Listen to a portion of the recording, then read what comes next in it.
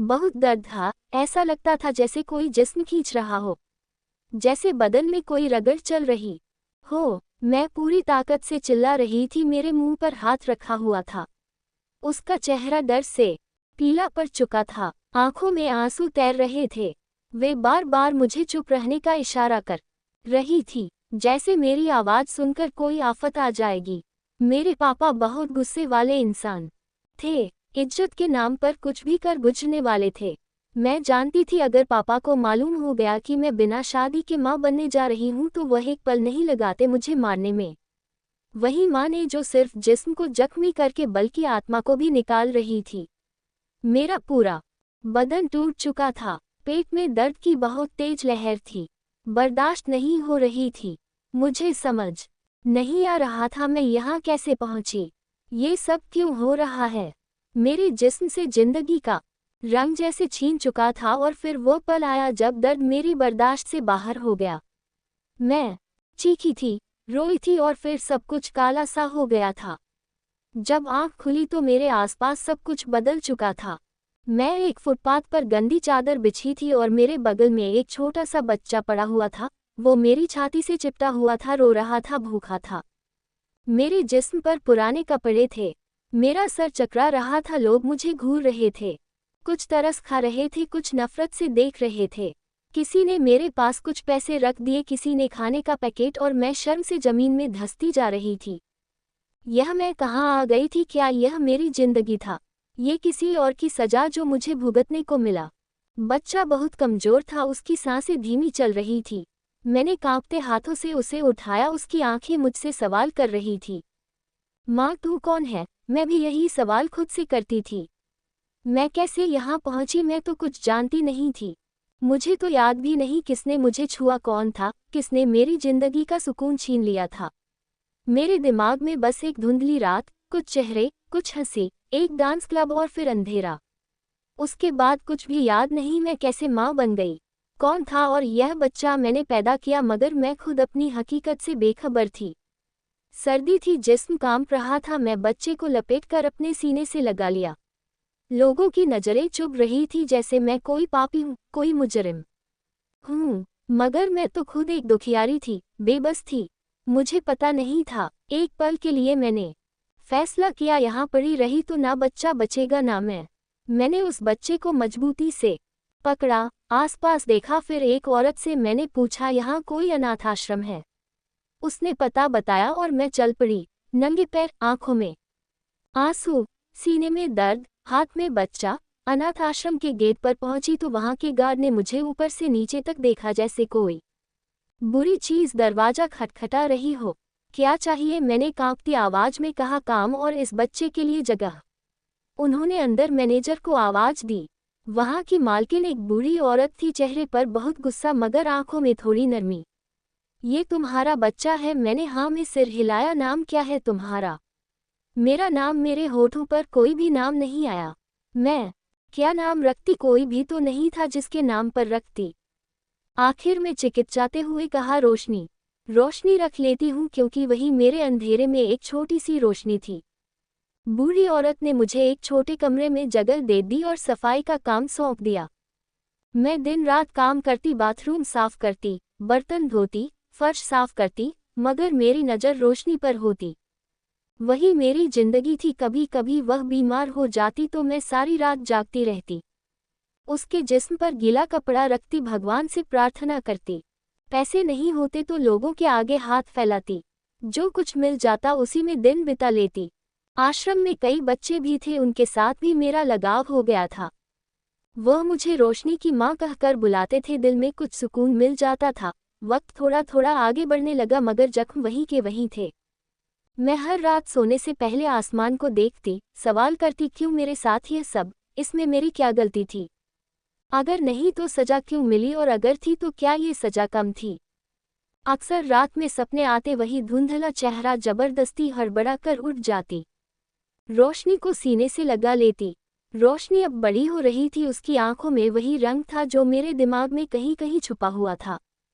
कभी कभी मैं सोचती, शायद वह आदमी मेरे सामने आ जाए और मैं पहचान लूंगी, मगर क्या मैं तब बोल सकूंगी? क्या मैं बदला ले सकूंगी या सिर्फ चुप ये सब सहती रहूंगी? वक्त की सुई जैसे पीछे घूमने लगी थी। मैं अनाथ आश्रम में फर्श पर बैठी रोशनी को गोद में लिए उसे दूध पिलाती रही और मेरे दिमाग में एक एक पल उभरने लगा। वह रात जिसने मेरी जिंदगी का रास्ता बदल दिया था, वही पल जहां सब कुछ बिखर गया था। मैं कॉलेज के हॉस्टल में रहती थी, पढ़ाई अच्छी चल रही थी, माँ बापा खुश थे, मुझे इतनी आज़ादी नहीं थी मगर मुझे सपने देखने की परमिशन दी गई थी। हॉस्टल की लड़कियां कभी कभी पार्टी करती थी, मैं आमतौर पर दूर रहती थी, लेकिन उस दिन मुझे कहा गया बस आओ, कुछ नहीं होगा। मैं मान गई, शायद अंदर से मैं भी आम जिंदगी का मजा चखना चाहती थी। वह मामूली सी रात थी, मेरी जिंदगी की आखिरी सुकून की रात थी। पार्टी एक बड़े कमरे में थी, म्यूजिक बज रहा था, लड़कियां और लड़के डांस कर रहे थे, सब कुछ खुशी से बीत रहा था। मैं एक कोने में बैठी एक कोल्ड ड्रिंक का गिलास हाथ में पकड़े बस आसपास देख रही थी। किसी ने जबरदस्ती कुछ नहीं कहा मगर एक लड़की ने आकर कहा, ये लो, ये जूस भी पी लो, जरा खास है। मैंने हिचकिचाते हुए पी लिया, उसका स्वाद चखने के लिए जुबान पर रखी, वहां सब खुश थे, मैंने भी पी लिया। फिर सब कुछ धुंधला होने लगा, वह कमरा घूमने लगा, आवाज दूर होती गई। जब आंख खुली तो मैं बिल्कुल अकेली थी। कमरा खाली था, बिस्तर की चादर उलट पुलट थी, मेरा जिस्म बिना कपड़ों के था, आंखें सूजी हुई थी, बदन दर्द में डूबा हुआ था। मैं चीखना चाहती थी मगर आवाज गले में अटक गई। मेरे जिस्म पर जख्म नहीं थे मगर मेरी आत्मा पर निशान पड़ चुके थे। मैंने कपड़े पहने धीरे धीरे कमरे से निकली। किसी ने नहीं पूछा, किसी ने नहीं रोका। मैं हॉस्टल के कमरे में जाकर बंद हो गई। आईने के सामने खड़ी होकर खुद को देखी, आंखें खोली, चेहरा सूझा हुआ था, जैसे मैं खुद से अजनबी हो चुकी थी। अगले दिन मुझे बुखार हो गया, मैं क्लास नहीं गई। सब ने समझा शायद बीमार हो गई मगर अंदर में खत्म हो चुकी थी। कुछ दिन बीते, मैं किसी से बात नहीं करती थी। क्या कहती, क्या सबूत था मेरे पास? कौन सुनता? और अगर सुनता भी तो इल्जाम मुझ पर ही आता। और एक दिन वह हुआ जो मैं सपने में भी नहीं सोच सकती थी। फिर एक दिन पीरियड्स आना बंद हो गया। मैं घबरा गई, पेट में अजीब सा एहसास हुआ था। मैंने दोस्त से चुपके से टेस्ट करवाया और जब 2 लकीरें आई तो मेरी आंखों से रोशनी छीन गई थी। मैं माँ बनने वाली थी, मुझे यकीन नहीं आया। मैंने कई बार टेस्ट को देखा मगर नतीजा वही का वही था। मैं जमीन पर बैठती रो रही थी, खुद को कोसती रही। उस रात चुप से माँ को बुलाया, उन्हें सब कुछ सच बताया। सिर्फ इशारे में वह मेरे सामने बैठी, उनके हाथ कांप रहे थे पर आंखें छलक गई थी मगर वह कुछ बोली नहीं। कहा, अब ये राज रखना होगा, इस बात की जरा भी भनक हुई तो बहुत मुसीबत आ जाएगी। तेरे पापा को पता नहीं चलना चाहिए। मैंने सर हिलाया, मेरे पास कोई और रास्ता नहीं था। मैंने पापा का घर छोड़ दिया, मैं अपने मौसी के घर आ गई। पढ़ाई भी छूट चुकी थी, पेट बढ़ता गया। कई चीजें खाई जिससे बच्चा नुकसान हो जाए, दवाई खाए लेकिन बच्चा नुकसान नहीं हुआ। दिन बीतते गए, मैं बेचैन होती गई, आईने में अपने आप को देखती, शर्मिंदगी की चादर में खुद को लपेट कर रखती। दर्द शुरू हुआ तो मैं बुरी तरह से चीखने लगी। माँ ने मुंह पर हाथ रख दिया कि कहीं बाहर कोई ना सुन ले, और घर में मौसा जी या मेरे पापा को पता चल जाता तो वह मुझे जान से मार देते। अंधेरे कमरे में बगैर किसी दवा के, बगैर किसी डॉक्टर के मैंने बच्चे को जन्म दिया। हर चीख के साथ मेरी आत्मा निकलती महसूस हुई, खून बहता रहा, सांस उखड़ती रही और फिर बेहोश हो गई। और जब आंख खुली तो खुद को फुटपाथ पर पाया, अपनी बेटी रोशनी को लेकर अनाथ आश्रम की तरफ कदम बढ़ा दिए।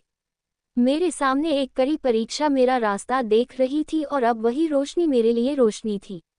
मगर जिसने मुझे बर्बाद किया वह अभी मेरे अंदर जिंदा थी। अनाथ आश्रम की दीवारों पर नमी थी, छत से पानी टपकता था मगर दिल में जो दर्द था वह उन सबसे गहरा था। रोशनी अक्सर बीमार पड़ जाती, अनाथ आश्रम की दाई माँ कभी उसे डांटती, कभी तरस खा लेती थी, कभी कहती तेरी बवाल है, इसे ले जा यहाँ से। मैं चुप रहती। दिल में खालीपन बढ़ता जाता। दवा के पैसे नहीं होते थे, मैं गलियों में जाती, भिखारी के साथ बैठ जाती, कभी 200 रुपये के लिए किसी बीमार औरत के आगे झुक जाती, कहती बच्चा बीमार है, दवा लानी है, और वही या तो कुछ 10 रुपये या 20 रुपये देती, दूर हटा देती जैसे मैं कोई बीमार हूँ। मेरी इज्जत, मेरी जुबान, मेरा जिस्म, सब कुछ नोच लिया गया था वक्त ने, और अब मैं बस एक खामोश बेजान थी। जो हर पल गूंजती थी मगर कोई नहीं सुनता था। रोशनी के चेहरे पर पसीना आता, उसकी पलकें थरथराती तो मैं पागल हो जाती। उसकी ममता में ये बच्चा क्यों सजा काट रहा था? वह मासूम है, उसका क्या जुर्म है? लेकिन सवालों का जवाब नहीं होता। मैं आईने में खुद को देखती, वही सूजी हुई आंखें, बिखरे हुए बाल, वक्त के चेहरे पर जहर लिख दिया गया हो। मैं अपने मुजरिम का चेहरा याद करना चाहती थी। सोचती थी कि शायद कभी कोई कुछ भी सिरा याद आ जाए, कोई हंसी, कोई पल, मगर कुछ नहीं, सिर्फ एक सन्नाटा था। एक अंधेरा जो मेरे दिमाग के दरवाजे बंद कर चुका था। कई दिन ऐसे आते जब खाने को भी कुछ नहीं होता। मैं रोशनी के लिए कुछ चावल चुपके से बचा लेती, खुद भी भूखी सो जाती। एक बार वह बुरी तरह से बीमार हुई, बुखार में कांप रही थी। मैं पूरे शहर की दवाईखानों को चक्कर लगाती रही। एक ने तरस खाकर पुरानी दवा दे दी। मैं उसे लेकर अपनी बच्ची के पास भागती हुई आई। नंगे पैरों में पड़े छालों की परवाह भी नहीं की। रोशनी की सांस थोड़ी ठीक चलने लगी तो लगा जैसे खुद दोबारा जिंदा हो गई हूँ। उस रात मैं छत पर जाकर आसमान को देखती, चांद को देखती और बस चुप से रोती। वही चांदनी, वही आसमान जिसके नीचे मेरी जिंदगी बर्बाद हुई थी, अब वही मेरी बेटी की सांसों की गवाही थी। मैंने कुछ बच्चों को पढ़ाना शुरू किया जो अनाथ आश्रम में थे। उन्हें हिंदी सिखाती, शायद उनकी किस्मत मेरी बेटी से अच्छी हो। उनके माँओं ने उन्हें छोड़ दिया था। दुनिया छीन ली थी उनसे, मेरे जैसी माएँ जो खुद से भी हार गई थी या उन्हें हालात ने हरा दिया था। मैं उनमें खुद को देखती थी और सोचती थी, क्या मैं भी अपनी बच्ची के साथ ऐसा कर जाती? अगर मेरी माँ मुझे सड़क पर न फेंकती। हाँ, मेरी माँ ने मुझे बच्चे समेत बाहर फेंक दिया था क्योंकि मैंने एक बेटी को जन्म दिया था और उनकी इज्जत पर आन जाती। मेरी और भी बहन भाई थे, उनकी शादी ना होती। मेरे पापा का समाज में अच्छा खासा नाम था, वह खराब हो जाता। इसी वजह से मुझे सड़कों पर फेंक दिया गया था। पर फिलहाल मेरे मुजरिम मेरे माँ बाप नहीं थे। मैं खुद इस सब की जिम्मेदार थी। मैं अपने अंदर एक खामोशी लिए बैठी रहती। मेरे माँ ठीक होंगे, सिर्फ दीवारें सुनती थी। किसी को क्या फर्क पड़ता मेरे साथ क्या हुआ? किसी ने नहीं पूछा, किसी ने नहीं रोका। अब मैं खुद एक माँ थी, मैं एक माँ का दर्द समझ सकती थी। मैंने कभी अपनी उम्र का हिसाब नहीं लगाया, मगर रोशनी के चेहरे से वक्त का अंदाजा होता था। वह पढ़ रही थी, मेरे बच्चे, मेरी दुनिया, उसके सवाल बढ़ रहे थे। वह पूछती थी, मम्मी पापा कहाँ हैं? मैं नजरें चुरा लेती। मैं चाहती थी वह एक ऐसी दुनिया में जिए जहां पापा एक सपना हो, एक तस्वीर हो, क्योंकि जो सच था वह दुख से भी ज्यादा खौफनाक था। मैं उसे बचाना चाहती थी, उस सच से जो मुझे अंदर से खा गई थी।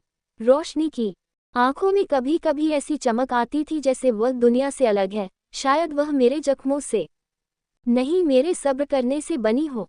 हमारे अनाथ आश्रम में कुछ बड़े लोग आ रहे थे जो उस अनाथ आश्रम के लिए चिंता करते।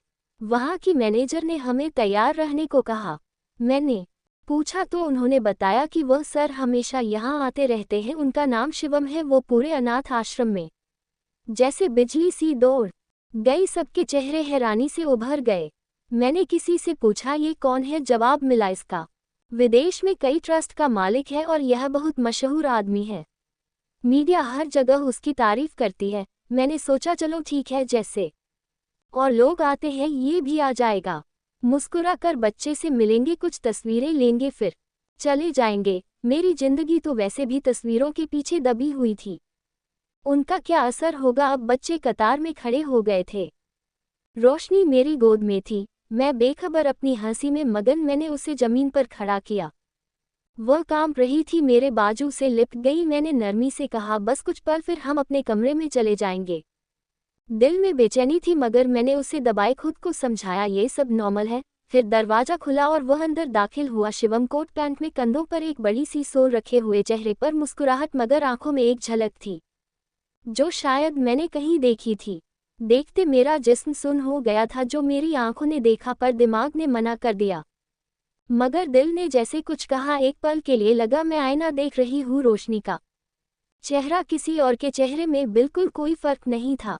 उसकी आंखें, वही नाक, वही माथा, वही। मैंने खुद को झाड़ दिया। वहम हो शायद, दिमाग खेल खेल रही हो, मगर फिर उसने सीधा मेरी तरफ देखा। हमारे बीच कोई और नहीं था। मेरी आंखें उसके चेहरे से चिपक गई और उसकी निगाहें मेरी बेटी पर पड़ी। रोशनी खेलते खेलते थोड़ी दूर जा चुकी था। शिवम कुछ कदम आगे बढ़ा और वहीं रुक गया। वह रोशनी को देख रहा था जैसे वह बरसों से तलाश कर रहा हो। फिर बगैर किसी सवाल के उसने रोशनी को गोद में उठा लिया। रोशनी पहले तो सहम सी गई, फिर जल्दी ही उसकी गोद में तसल्ली में हो गई। मैं एकदम आगे बढ़ी, कुछ कहने वाली थी, लेकिन जुबान साथ छोड़ गई थी। जैसे हवा बंद हो गई हो, जैसे वक्त रुक गया हो। सब लोग तालियां बजा रहे थे, बच्चे खुशी से शोर मचा रहे थे। दाई माँ तस्वीर खिंचवाने में बिजी थी और मैं बस पत्थर बनी खड़ी थी। मेरी आंखें उसके चेहरे से नहीं हट रही थी। वह रोशनी के माथे को चूम रहा था, उसकी उंगलियां रोशनी के गालों को छू रही थी। जैसे बरसों का रिश्ता हो। फिर उसने अचानक नजरें उठाकर मेरी तरफ देखा। हमारी आंखें मिली, एक झटका सा लगा, जैसे कुछ पहचानने की कोशिश कर रहा हो, जैसे उसे कुछ याद हो। मैंने जल्दी सर झुका लिया। मेरे दिल की धड़कन तेज हो गई, पसीना माथे पर आ गया। मैं जान गया था, उसे अंदाजा हो गया। ये बच्चा, मैंने खुद को फिर टोका। नहीं, ऐसा मुमकिन नहीं है। यह इत्तेफाक हो सकता है, सब कुछ इत्तेफाक हो सकता है, मगर दिल कुछ और कह रहा था। प्रोग्राम खत्म हुआ, वह सब बच्चों से मिल चुका था, मगर रोशनी को उसने काफी देर। मैंने रोशनी को जल्दी सीने से लगा लिया, जैसे उसका छीन जाने का डर हो। वो मुझसे लिपट गई, बोली, मम्मी अंकल अच्छे थे। उनकी खुशबू पापा जैसी थी। मेरा दिल एक पल के लिए उससे से मिली भी नहीं। उसने कभी बाप को देखा भी नहीं। ये शब्द कहाँ से आया, या किस्मत ने उसकी परवरिश के लिए कोई इशारा भेज दिया था। मैं सारी रात नहीं सो पाई थी। शिवम का चेहरा आंखों के सामने आता, वही आंखें, वही नैन नक्श जो रोशनी के चेहरे पर मुझे दिखती थी। अब दिल यकीन करने को तैयार नहीं था, मगर दिमाग सवाल कर रहा था। अगर वही है तो उसे कुछ भी याद क्यों नहीं आया? पर अगर याद है तो वह क्या चाहता है? यह मेरी जिंदगी का दूसरा पड़ाव था।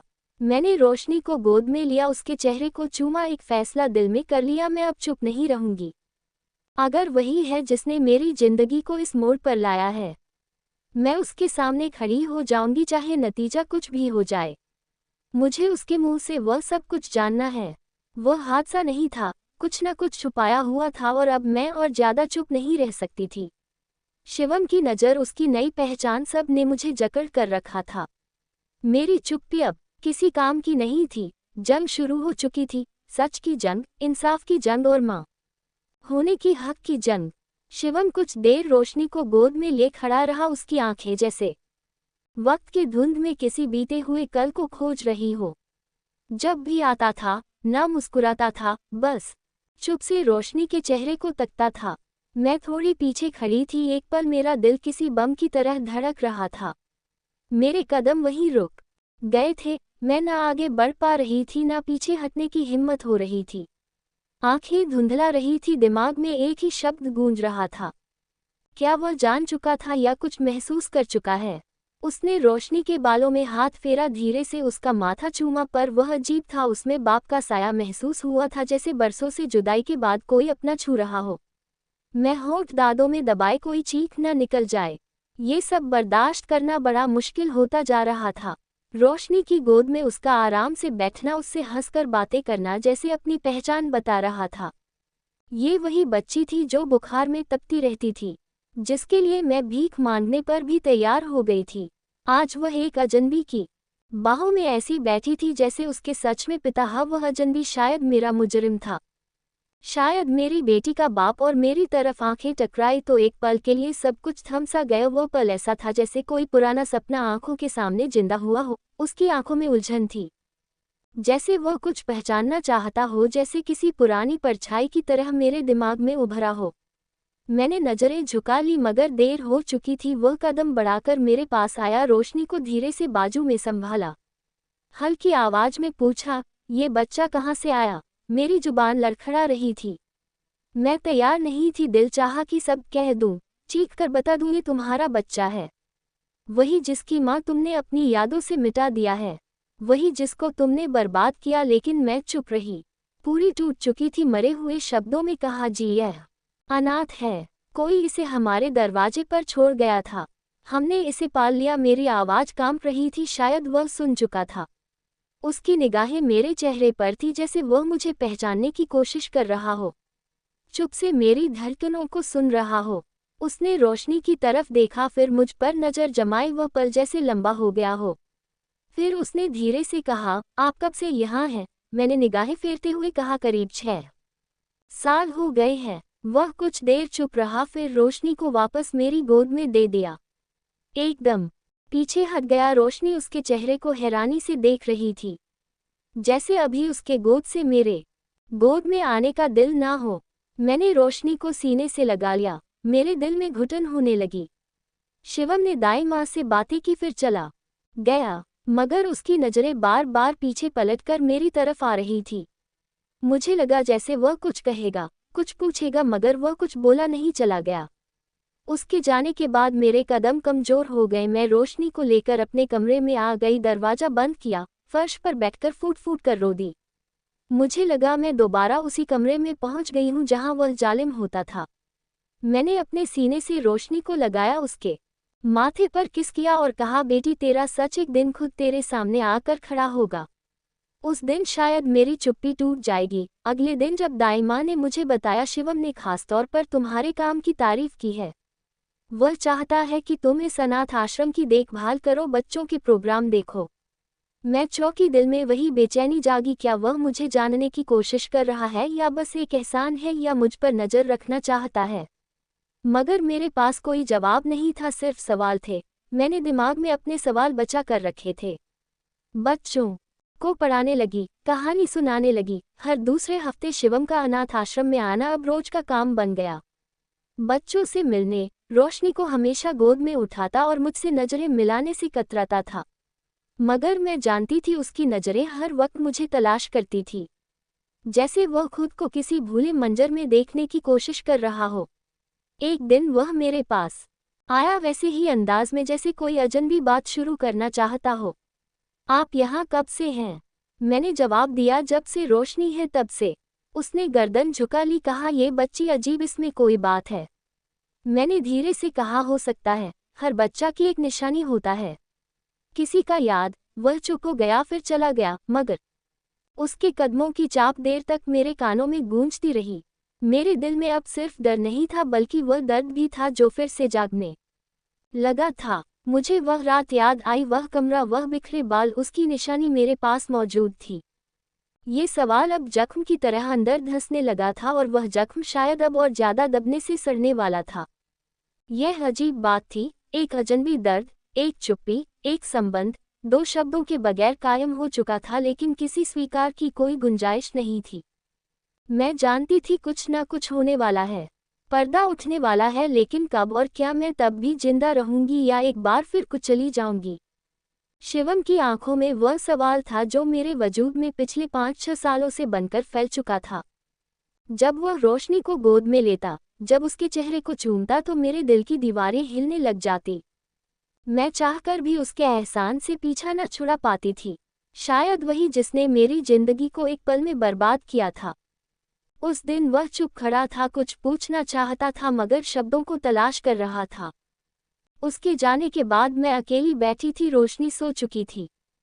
उसके सोते चेहरे को देखते हुए मेरी सांस रुकने लगी। वही आंखें, वही चेहरा, वही हंसी, सब कुछ बिल्कुल शिवम जैसा था। अचानक वक्त ने मेरे जख्मों पर मिट्टी डाल दी थी, लेकिन अब वह मिट्टी उड़ने लगी थी, और उस मिट्टी के नीचे जो सच दफन था, वह अब खुद चीखना चाहता था। यादें दबाई जा सकती थी, मिटाई नहीं जा सकती, और उस रात की यादें जैसे मेरे ख्याल में चिपक गई थी।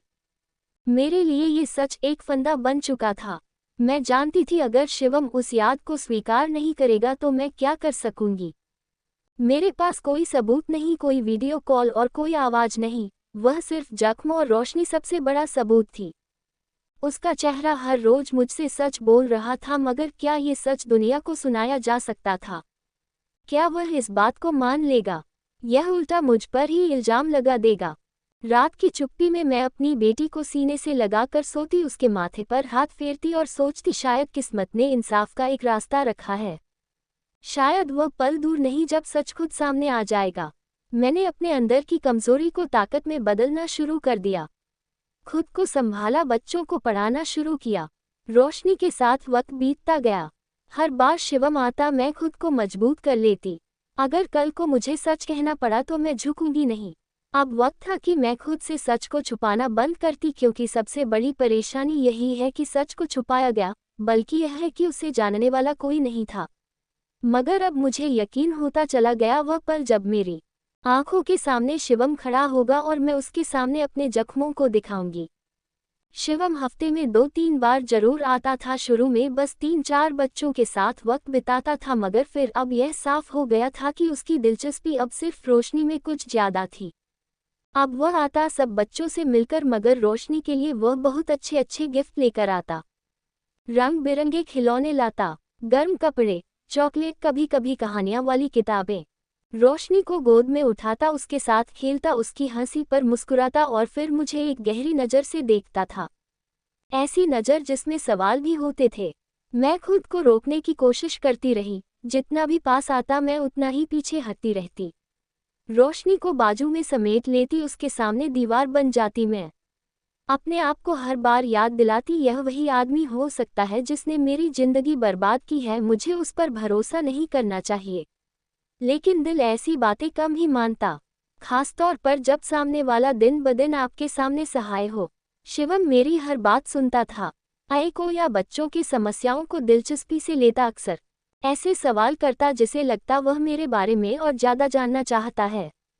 रोशनी को बुखार तब हुआ, किसी दवा से ठीक नहीं हुआ। तुमने पढ़ाई कहाँ तक की, तुम यहाँ कैसे आए? मैं ज़्यादातर सवालों के जवाब थोड़ा कम देती थी, खुद को अलग रखती थी, मगर सच ये था कि मेरे अंदर एक जंग चल रही थी। उसकी आंखों में सच्चाई दिखाई देती थी, ऐसी सच्चाई जो वक्त के साथ पक्की हुई थी, जो झूठ का बोझ नहीं उठा सकती थी। मुझसे कुछ भी छुपाने वाला नहीं था, लेकिन फिर भी मैं हर पल चौकन्नी रहती थी। मैंने बरसों खुद को एक खोल में बंद रखा था, एक जख्म जो बराबर मेरे दिमाग में चल रहा था। उसे किसी के सामने खोलने का मतलब था दोबारा खून बहाना, मगर हर मुलाकात के बाद मेरा खोल थोड़ा थोड़ा कमजोर पड़ता जा रहा था। रोशनी अब उसे अंकल कहकर बुलाती थी। हर बार उसके लिए कोई चीज़ लेकर आता था, अपनी ताज़ा कहानी सुनाता, वह मोहब्बत जो रोशनी ने कभी किसी बाप से नहीं पाई थी। मेरे लिए यह मंजर बर्दाश्त भी नहीं हो रहा था। मैं उसे रोक नहीं सकती थी और न स्वीकार कर सकती थी। मेरी बेटी ने अपने मुजरिम बाप को ही बाप मान लिया था। एक दिन शिवम ने मुझसे कहा, कभी कभी मुझे लगता है ये बच्ची मेरी है। मेरा दिल धड़कना भूल गया। मैंने निगाहें झुका ली और कुछ ना बोली। वह पल ऐसा था जैसे किसी ने मेरे सीने पर पत्थर रख दिया हो। मैं जानती थी वह सच बोल रहा है, मगर साथ ही यह भी जानती थी उससे यह कैसे मालूम हुआ, या किस्मत उसे ले जा रही थी उस सच की तरफ जिसे मैंने बरसों से छुपाया हुआ था, या बस जज्बाती सोच जिसका कोई सर पैर नहीं। या एक बार मुझे सिर्फ इल्जाम मिलेगा, हमदर्दी नहीं, और शायद दिल अब नफरत से ज्यादा मोहब्बत में दिलचस्पी लेने लगा था। यही मोहब्बत बीच में था जो उसने अनजाने में मेरे दिल की मुट्ठी में दबाया था, और जवाब चुप्पी से बढ़ रहा था। वह भी जानता था, मैं भी, मगर कुछ सच जुबान पर आने से पहले दिल को तैयार करना पड़ता है, और मैं भी तैयार थी। एक दिन एक पल में सब कुछ बदलने वाला था। अनाथ आश्रम में कुछ फाइलें खोजी जा रही थी जिसमें विदेश से आए पैसों का रसीद था। दाई माँ ने कहा, जिया तुम पुरानी अलमारी की छटाई कर दो, सालों पुराना रिकॉर्ड है, शायद वह रसीद मिल जाए जो गुम हो गई है। मैंने धीरे से अपने बाजू ऊपर किए उस कागज के ढेर को छांटना शुरू किया।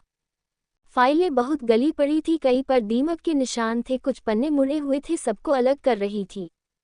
एक क्रीम कलर की फाइल थी जिस पर किसी पुराने दानी का नाम लिखा हुआ था। उस फाइल को खोलते हुए मैंने कुछ खास सोचा भी नहीं, लेकिन कुछ पन्ने पलटने के बाद एक सफ़ेद लिफाफा मेरे हाथ लग। उस पर मार्कर से लिखा हुआ था, कुछ खास कागज़ है जिसको किसी को पता नहीं लगना चाहिए।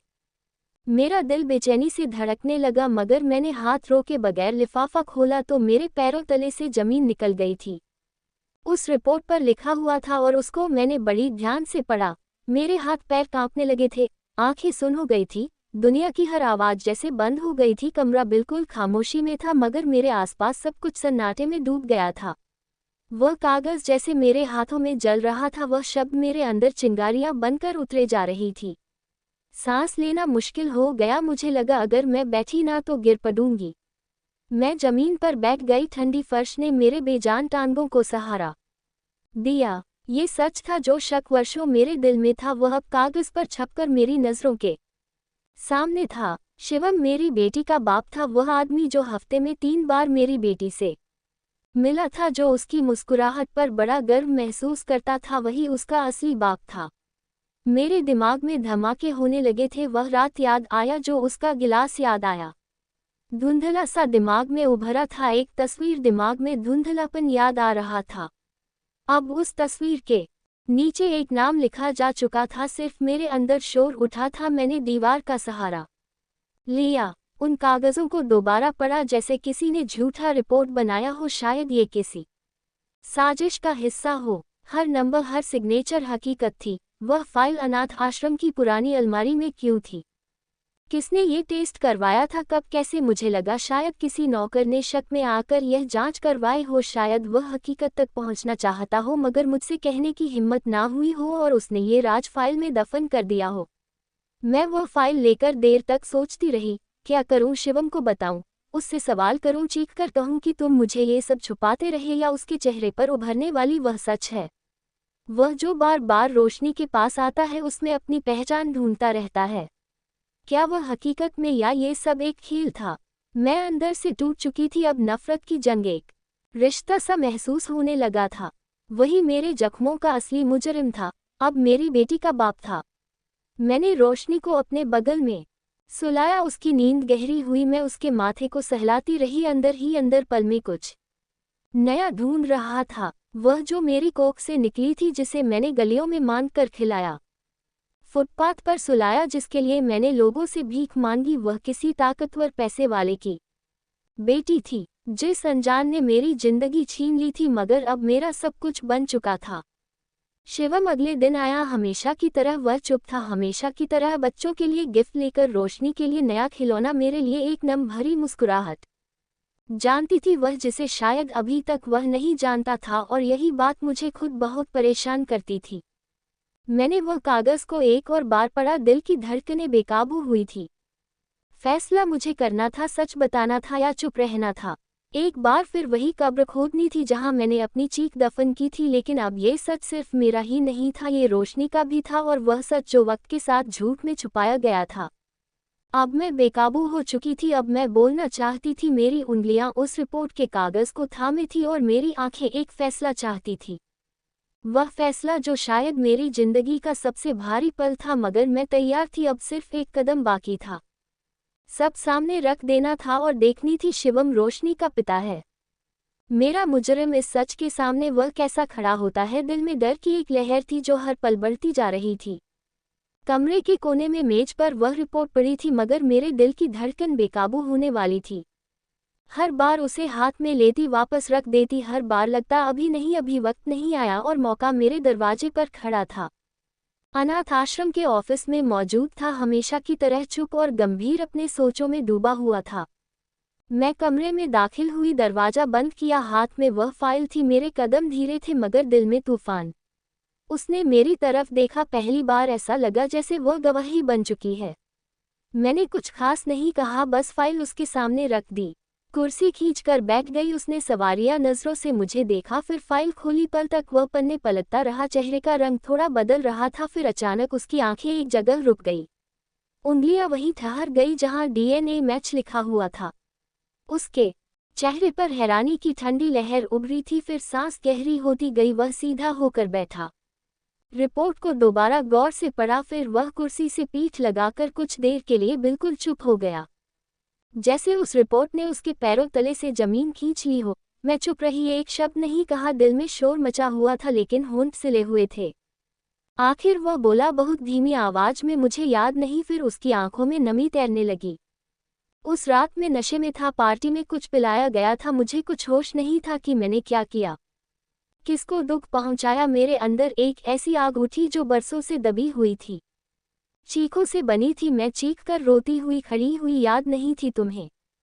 कुछ याद नहीं? और मेरी जिंदगी, मेरी कोख, मेरे वजूद का हर जख्म, वह सब क्या था? मुझे कुछ भी याद नहीं। मैंने अपना हाथ उठाया और एक जोरदार थप्पड़ उसके चेहरे पर मारा। कमरा गूंज उठा था। वह वहीं गिर गया था, मगर पलटा नहीं, सिर्फ नजरें नीची कर ली। मेरी चीख, उसकी वजह से मुझे लावारिस की जिंदगी बितानी पड़ी थी। मेरे दिन फुटपाथ पर बीते थे, वह लोगों की नजरें, वीख दुत्कार वे सब कुछ तुम्हें याद नहीं। मेरी आवाज गले में फंस रही थी मगर बरसों की परेशानी अब शब्द बनकर बाहर आ रही थी। वह तुम्हारी गोद में आराम तलाश करती रही उस रात की सबसे कड़वी, सबसे प्यारी हकीकत। वह जिसे मैंने हर नज़र से बचा कर रखा, अपनी इज्जत के बदले वह तुम्हारी बेटी है। वह चुप रहा, फिर धीरे से खड़ा हुआ मेरे पास आया। रोशनी उस वक्त ऑफिस के दरवाजे के पास खड़ी थी, मासूमियत से हमें देख रही थी। शिवम ने उसकी तरफ देखा, धीरे से झुका, उसे गोद में उठा लिया। उसके आंसू अब उसके चेहरे से बहने लगे।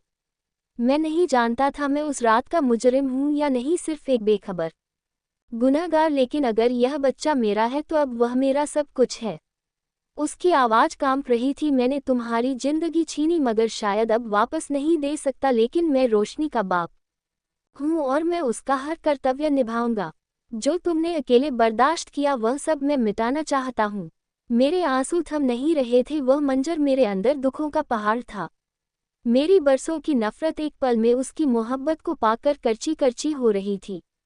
शायद यह मोहब्बत नहीं थी, शायद ये हमदर्दी भी नहीं थी, लेकिन उसमें एक सच्चाई जरूर थी। एक बाप जो अपनी बच्ची को स्वीकार करने को तैयार था, एक आदमी जो अपनी गलती के बोझ को उठाने से नहीं डर रहा था। मैं चाहती तो उसे माफ ना करती, चाहती तो उसे रोशनी से दूर रखती, मगर सच्चाई ने अब जगह बना ली थी। झूठ की जगह, खामोशी की जगह, डर की जगह। उसने रोशनी को गोद में लेकर मुझसे कहा, मैं तुमसे कुछ नहीं मांगता, ना माफ़ी ना दूसरा मौका, सिर्फ इतना कि मेरी मौजूदगी रोशनी की जिंदगी से मत छीनना। उसे मेरा साया मिल जाए इतना काफ़ी है। मैंने नज़र झुका ली, दिल कुछ कहने से परहेज कर रहा था। मैं भी माँ थी, जख्मी थी, लेकिन अब शायद किसी सच के मरहम से थम चुका था। मैंने दरवाजे की तरफ देखा, रोशनी अंदर आ रही थी। सच्चाई जब सामने आ जाती है तो अंधेरा पीछे हट जाता है। शायद ये सच है हमें करीब ना लाए, शायद हम कभी एक ना हो, लेकिन रोशनी अब अकेली नहीं थी। उसे उसका बाप मिल गया था और मैं अब सिर्फ दुखियारी माँ नहीं थी, मैं एक औरत थी जिसने सच को छुपाया नहीं बल्कि उसका सामना किया। वह खुद को अब मेरे हवाले कर चुका था। मैं भी सब कुछ भुला दिया था और उसे अपना लिया। वह एक विदेशी आदमी था और भारत के कई अनाथ आश्रम में दान करता था। जब भी यहाँ आता वह क्लब में जरूर जाता, शराब पीता और अपनी रात को रंगीन करता। और उस दिन हम लड़कियों ने मिलकर उस क्लब को जॉय किया था, खूब डांस किए थे, जूस पिया था, लेकिन उस जूस में क्या मिलाया गया था मुझे मालूम नहीं था। उस जूस की वजह से ही मैं उस आदमी के साथ उस कमरे में चली गई थी जहाँ मेरी जिंदगी खराब हुई थी, लेकिन उसमें गलती किसी की नहीं थी, सिर्फ मेरी थी। मैं भी उन अमीरों की तरह खुलकर जीना चाहती थी, लेकिन उस अमीरी के नशे में ये भूल गई थी जहाँ इज्जत की कोई वैल्यू नहीं होती। पैसों से आदमी सब कुछ खरीद सकता है और उस रात मैंने अपना सब कुछ गवा दिया था। और मेरी वीडियो आप लोग जहाँ कहीं से भी देखते हैं, कमेंट में अपने शहर और राज्य का नाम जरूर बताएं। हमें आपके कमेंट का इंतज़ार रहता है। हमारे वीडियो पसंद आती हो तो लाइक, शेयर और चैनल को सब्सक्राइब भी जरूर कर दीजिएगा। नेक्स्ट कहानी को देखने के लिए तैयार हैं? तब तक के लिए धन्यवाद।